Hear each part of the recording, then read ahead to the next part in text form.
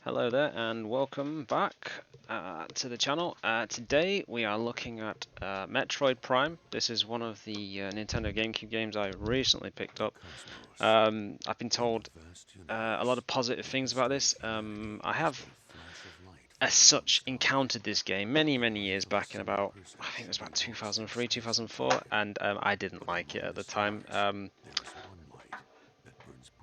I don't know why I didn't like it, because since then I've played a lot of those types of these types of games. Like it kind of gives me like, I suppose, like Wonder Boy in some ways. You got well, from what I understand, you track back new areas, and I've played the Super Metroid game on the Super Nintendo, and I've dabbled a little bit in it on the Nintendo Switch Online when I had a active membership with it. So it's kind of interesting. Now I have actually played this bit a little bit already, so I have some idea of what's going on here as such.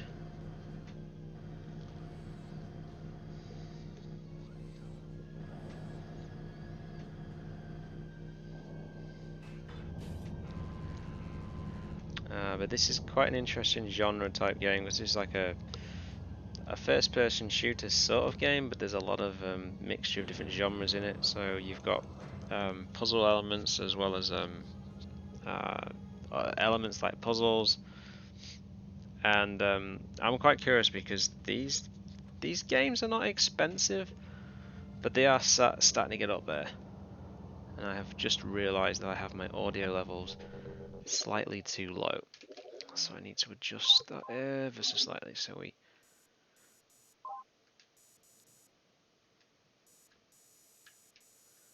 can actually hear the music just a bit more.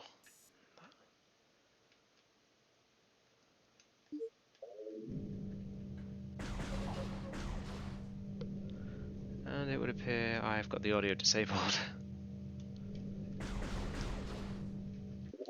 That's most probably why. Nice little GameCube there.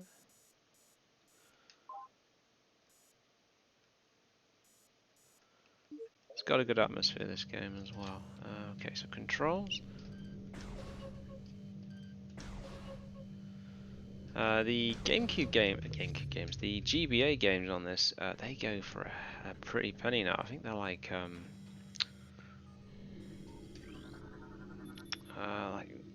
like fully boxed. You're talking between 50 to 100 quid, if not more.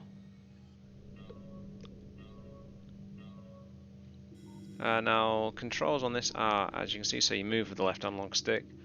The C button doesn't do anything. Directional pad allows you to scan things. And funnily enough, because the GameCube pad only has one analog and the other one's not really used for that much, you have to hold the right shoulder pad to move your guns, and then it has an automatic sort of lock on if you hit left while holding. So you can then lock onto things, and although it is a little bit hit and miss when you face the turrets, especially some of those turrets have given me problems in the past. I've actually got to the first overworld of this game. I'm quite curious to see, because obviously Samus gets she loses pretty much all their equipment at the end of this. Spoilers if you haven't played this.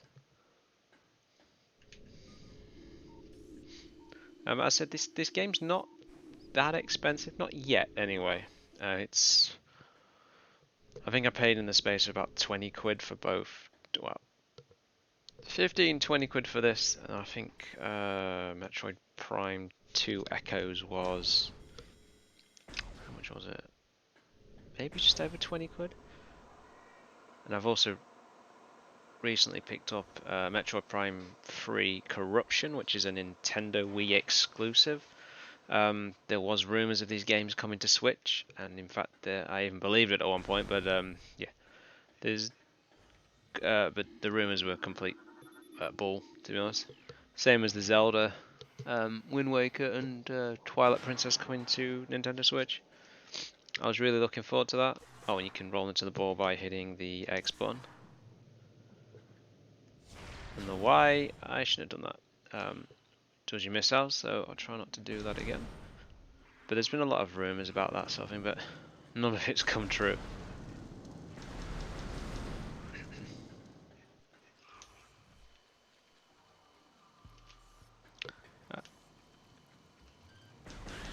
Game has a really, really good atmosphere as well. It's very eerie, in fact, this game. And if you do play this, make sure you scan everything, because could certainly come in handy with certain things. The beginning of the game isn't actually particularly that difficult. There's not too much trying to kill you. You will. It's weird having to get used to that. So I've been on a bit of a GameCube collectathon of lately. That's probably going to change because I'm actually moving house soon, so that's going to be not really something I'm looking forward to be honest. But oh, and you can strafe if you hold left like that, so that comes in handy as well, to be honest.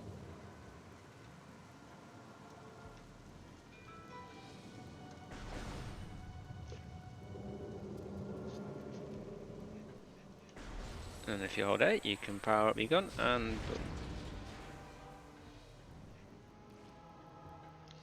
I don't have a lot of experience with the Metroid Prime, or Metroid in general. I've played the Super Nintendo and the NES game a few times. It was never a game I could really get into, mainly because you have to dedicate quite a lot of time to these types of games. But over the last couple of years, I mean, I went back and played one of my favourite sort of adventure. It's similar to this in some ways, Wonder Boy, and you have to track back to different areas that you can't access and find keys and other stuff to access certain areas. It's quite cool, and this is kind of the same thing, but I didn't get this when I first played it. I didn't understand the concept of it. Now I do. I've got more of an appreciation for it, but when you're younger, if a game doesn't really sort of hit with your tastes, a lot of the time it's just something to be ignored, basically, which is kind of sad. And I am actually at the moment, I'm eyeing up. I've seen RE2 and RE3 on GameCube for 30 quid each. They're normally like 47 upwards price wise on eBay UK.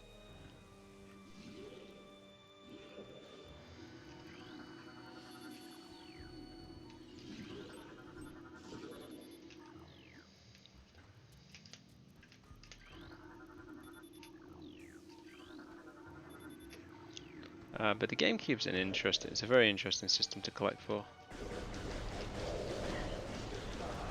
It's also a very expensive system to collect for as well, unfortunately.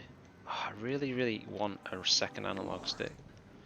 I mean, I suppose you could play this via emulation on maybe one of the Dolphin emulator, through various different emulators like the Retro Arch, which I showed off in a video a couple of months back, I think, and I think I demonstrated, was it Wind Waker?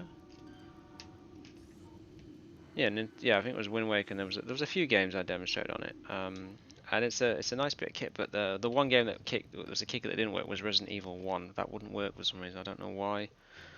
I did try updating the core on the Retro Arch to see if that would help, but it didn't seem to make any difference at all. And so yeah, so it's interesting stuff. Some of the ports of the Resident Evil games as well, the 2 and 3, there's a couple of HD projects which look oh, god damn it. Oh god. That look rather impressive.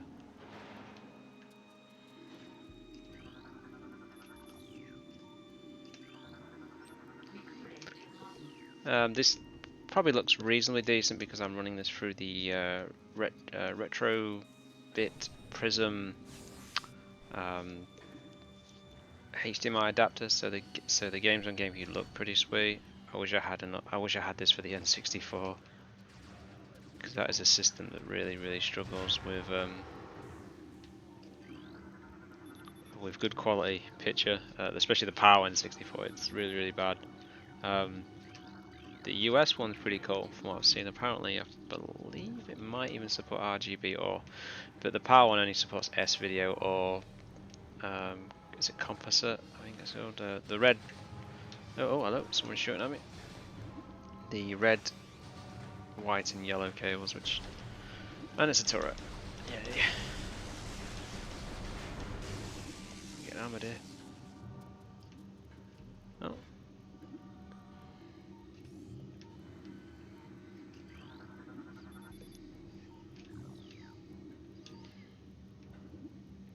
So it's gonna be a little bit sucky moving in some ways, just because like I'm gonna be downgrading the internet from like 200 megabytes to like a second. Well, I think that was the speed of it, should I say, to about 67, something like that, which is gonna suck a little bit. So my videos are gonna be take a little bit longer to upload and stuff. Not that they don't take long anyway, because even now they take a while, to be honest. And I've been making sure of late to keep my videos to no more than say 35 minutes a video, because I think people like to see gameplay and footage, but I think they get a bit bored with too much. And obviously I'm pretty much, I wouldn't come as I used to be a Let's Play channel, and now I'm just sort of dive into different games and stuff, and impressions, things like that. I always find that more entertaining. Can't get hammered here. Certainly could use some more health. I believe that's health there. It is. Cool. There is a Metroid Prime 4 coming out apparently as well, although I believe that was delayed before the pandemic, and no one's seen head of hair of it since. Metroid Dread is the latest one on the Switch, and I've played the demo for it on Switch. It's quite a difficult game, but it's a more traditional Metroid game in comparison to this, which is, from my understanding of Metroid, it's a little bit more out there for Metroid. Oh, hello.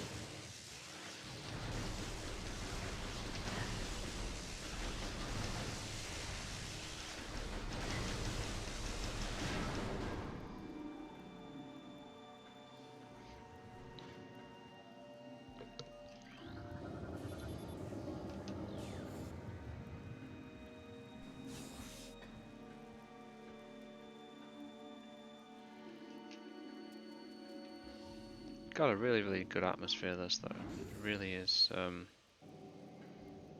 It's eerie. It's creepy. I'd like to see what they would do with like Metroid if they went full horror, because it's definitely got that vibe. You could definitely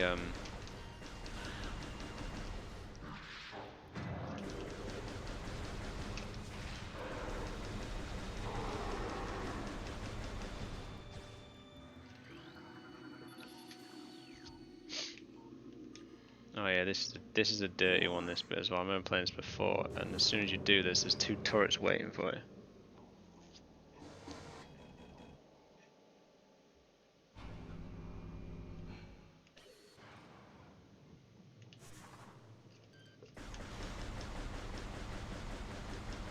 So I'm going to use a dirty tactic myself for a change. So I rolled in there last time and I got absolutely hammered.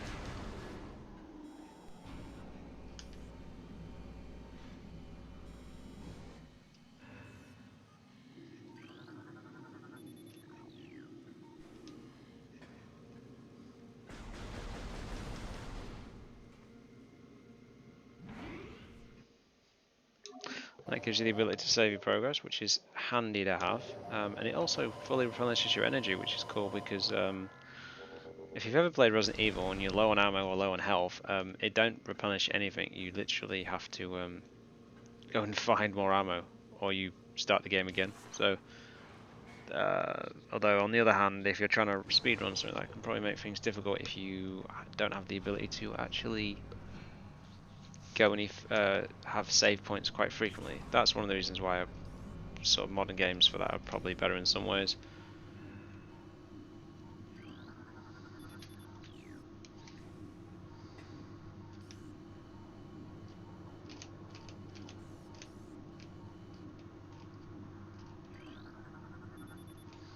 I mean, I've got a couple of retro games. I've also purchased the Sonic the Hedgehog 2 on the Master System, which my Master System still works. I was quite chuffed by that, given it's 30 plus years old at this point. That was pretty cool, and I just need a way of recording it because I've got a Mega Drive 2, but the converter for that, to use a Master System converter, the Master System 1 converter will work.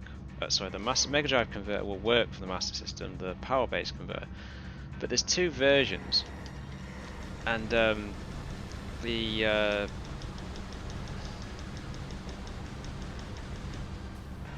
I can dash. Didn't know you could do that. But unfortunately, the Mega Drive 1 adapter is actually not too bad. It will fit a Mega Drive 2, but not very well. And the Model 2 for the Model 2 Mega Drive is like 180 quid or something, so it's kind of expensive. So.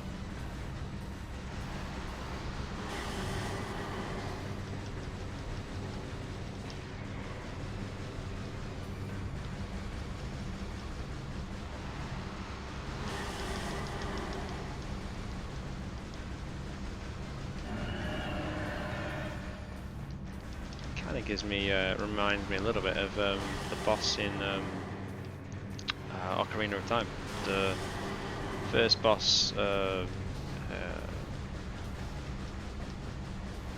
well, the area. Is it the Decatry?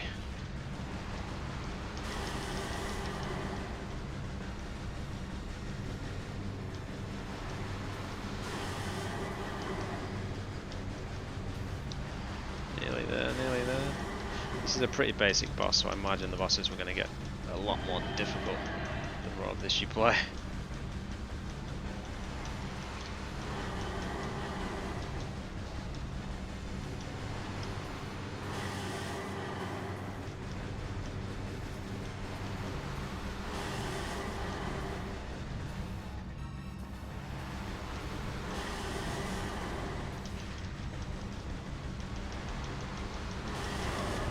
And he's down.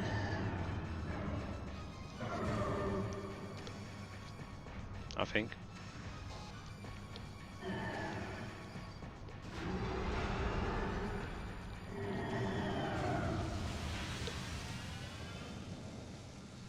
Evacuate immediately. Evacuate immediately. Evacuate immediately. And this place has gone to hell. Let's get out of it. I'm sort of really loving that the GameCube's got such an interesting library. It's not games that really interested me when I was a teenager, when it was out. I was more, like a lot of people, I was more PS2. That was the cool system. But the GameCube, I think the reason why obviously the prices on GameCube games are so expensive because the rarity. GameCube didn't particularly sell that well. But the games that were on it, you know, Wind Waker is a prime example. It wasn't liked very much when it came out, and it's awesome. Wind Waker's just, the art style for that game is just immense. And the other one I've been trying to get my hands on, but like it's just the cost of it is the Twilight Princess. You're talking like it's like 60 quid, over £60 now. I think I've seen it go as high as 82, I believe, and that's just way too much. Although, I mean, I have forked that out for Metal Gear before, but that's a lot of money. So that's one of the games I would say just emulate it because it's just more sensible than forking out ridiculous sums of money. But it is fun. It is quite a. It is sort of an addiction sometimes when you spend that kind of money. You know. Uh, it is a rare game. GameCube is a very, very rare system anyway. A lot of the games that are on that particular system.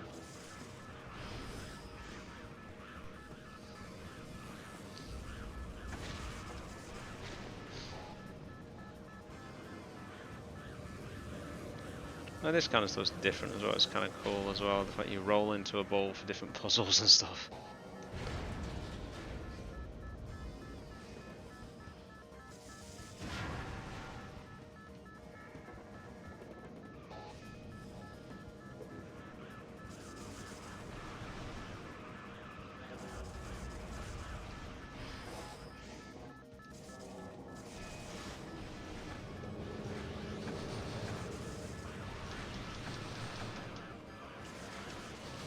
I've been set up. Oh, I'm getting hammered, I'm getting hammered. Really, the one thing I do dislike about this is the automatic aim thing is very twitchy. It's very, you can't predict how it's gonna, if it's gonna lock on. Sometimes it'll lock on, other times it won't lock on at all.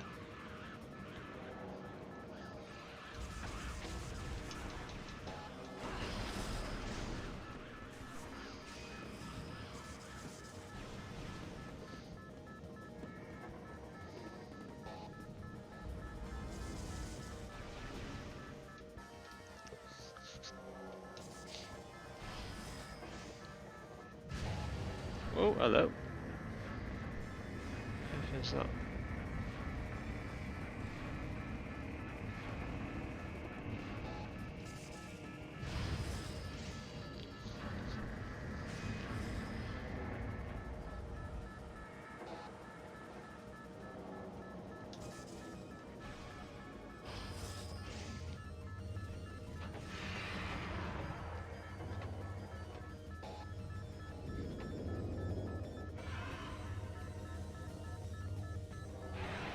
I presume is that the main boss?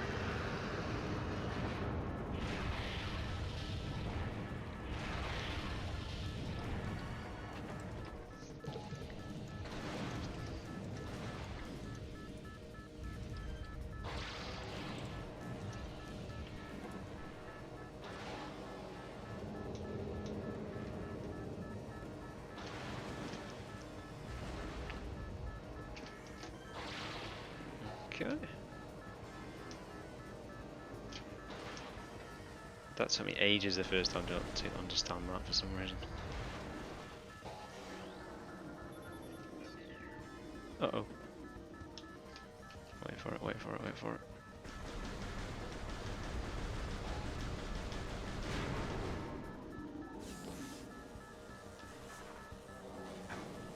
Go, go, go, go, go.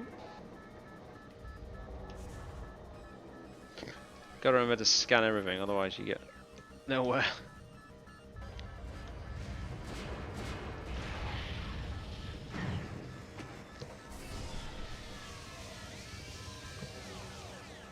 Now you lose all your good gear. Which I hate.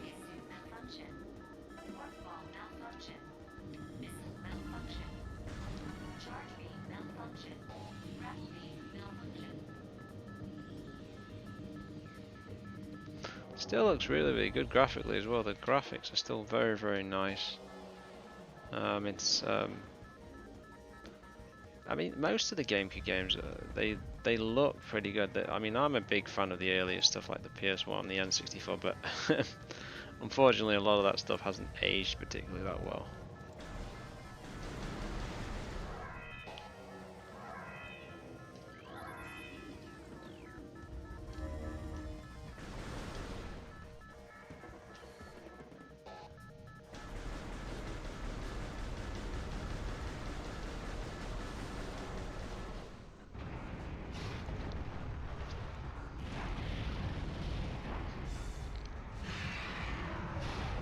Definitely going to be streaming some of this. I've still got to finish Star Fox Adventures, and the other one I looked at, which was quite interesting, was Star Fox Assault, which I've got a lot of fond memories of Lilac Wars, Star Fox 64, and I have done a video on the channel many years ago, just a little basic Let's Play one. But Assault is another one that's supremely expensive on GameCube. It was like 50 quid, I believe, last time I looked. But it's cool because I can back all these up on the Nintendo Wii, so I don't even need the discs to play them if required. But there always is something nice about playing them with the real hardware and stuff. Then you can do some really cool things. You can change the resolutions and stuff. You can force games to run at resolutions they weren't originally designed to, or they didn't do so on the original hardware. And as you can see, I'm capturing, well, you might not be seeing, I'm capturing at 480p on this, and through the Elgato 4K 60. So it's a really nice piece of kit. Well recommended. It's one that's in your computer, but you can get obviously the external cards as well.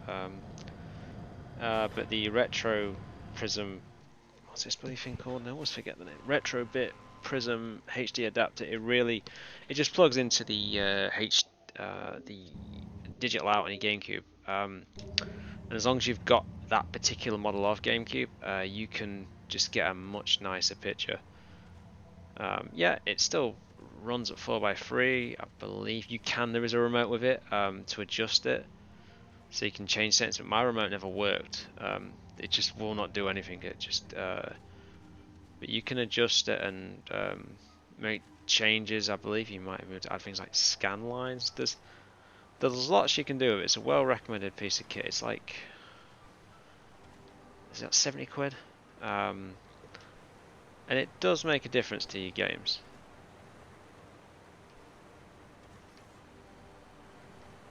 What is this?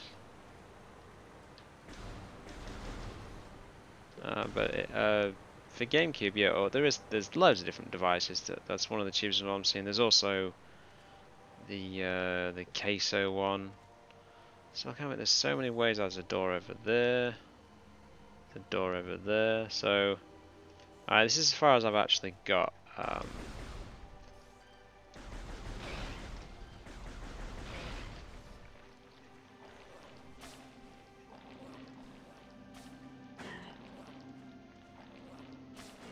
Oh, hang on, what's hitting me? Somebody's hitting me. Oh, I got rid of him.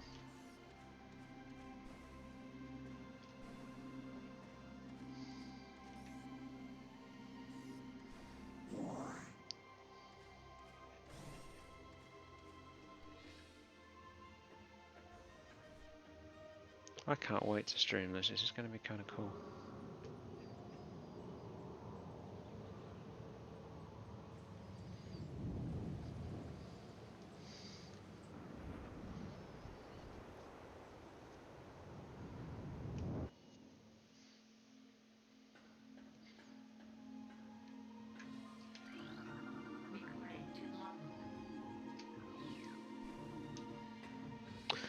Anyway, that is Metroid Prime on the Nintendo GameCube.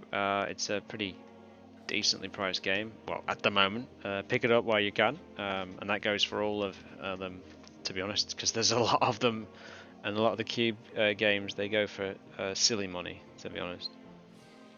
Though I am still itching to pick up a copy of RE2 and 3 on GameCube, but I forgot them on PS1 digitally through the PS3 backwards. There was a sale on a few years back, and it had RE1 Director's Cut, 2, 3, Code Veronica, RE4, 5, 6, the Umbrella Chronicles, the Umbrella Chronicles and the Dark Side Chronicles, and some of the spin-offs which are crap. Operation Raccoon City is an absolute turd of a game. If you're going to play it, be bored. You will be bored massively. I just watched the cutscenes. There's a few on. I can't remember what the others. There might be a couple others in that series of games as well, but it's well worth looking into. But anyway, I'm ramming on as I always do. Metroid Prime. Have you played it? What do you think? And Are you planning to pick it up? Because I would recommend it. It's while it's sensibly priced at least, and until Metroid Prime 4 comes out, which with Nintendo could be any time, given the fact that their next game is Breath of the Wild 2, and I'm looking forward to that. But that's March next year, and most of the big games are next year, apart from God of War and I believe Pokemon Scarlet and Violet is out. Is it next month? November time, I believe. So, but I haven't been that impressed with the Pokemon games of the last 5 or 6 years. I played, was it Shield, and didn't do much for me, but too easy.